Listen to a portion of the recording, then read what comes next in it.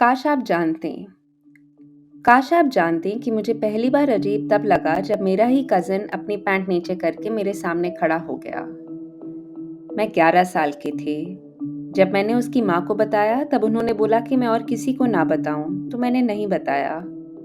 जब मैंने गौरव को मुझसे गंदी बातें करने के लिए चाटा मारा था, आपने कहा कि मैं अपने आप को सुधारूं, कुछ ना बोलूं।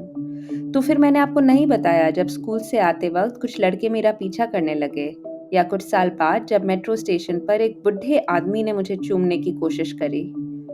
मैं पूरे रास्ते रोई, पर आपको नहीं बता सकी क्योंकि मुझे पता था आप बोलेंगी ये रास्ता लेना बंद करो।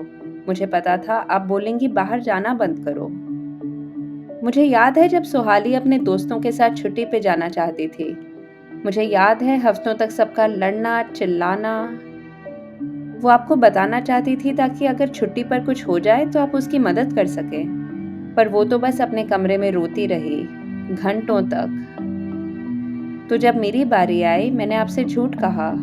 मैंने कहा कि एक डिपार्टमेंटल ट्रिप है, और ऐसा झूठ कहने में मैंने अपनी सेफ्टी खो दी। छुट्टी पर मुझे डर लग रहा था, घबराहट हो रही थी कि क्या क्या गलत जा सकता है, पर आपको बताने और हफ्तों तक लड़ने की क्षमता मुझ में नहीं थी।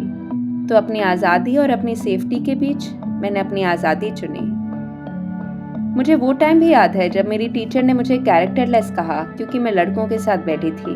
आपने कहा कि मेरी टीचर सही है, मुझे लड़कों के साथ नहीं बैठना चाहिए, उनसे दोस्ती भी नहीं करनी चाहिए।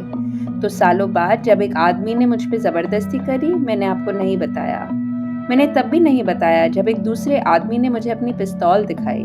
मैं सोचती रही कि शायद मेरी ही गलती है कि मैंने उनसे दोस्ती करी।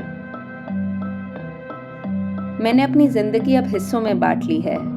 मैं अब आपको नहीं बताती हूँ जब मुझे डर लगता है। मैं अपने दोस्तों को घर नहीं बुलाती हूँ, अपने बॉयफ्रेंड्स छुपाती हूँ, और इस तरह मैं अपने आप को आपसे पूरी तरह शेयर नहीं कर पाती हूँ। मैंने आपको मेरे भाइयों के साथ देखा है, किस तरह आप उन्हें उनकी रिलेशनशिप्स के बारे में पूछती हैं, उनको छुट्टियों पे जाने के लिए कहती हैं कि पार्टी करें, मज़े करें। और आपको ऐसा करते देख मैं सोचती हूँ कि क्या सब कुछ अलग होता अगर मैं एक लड़का होती।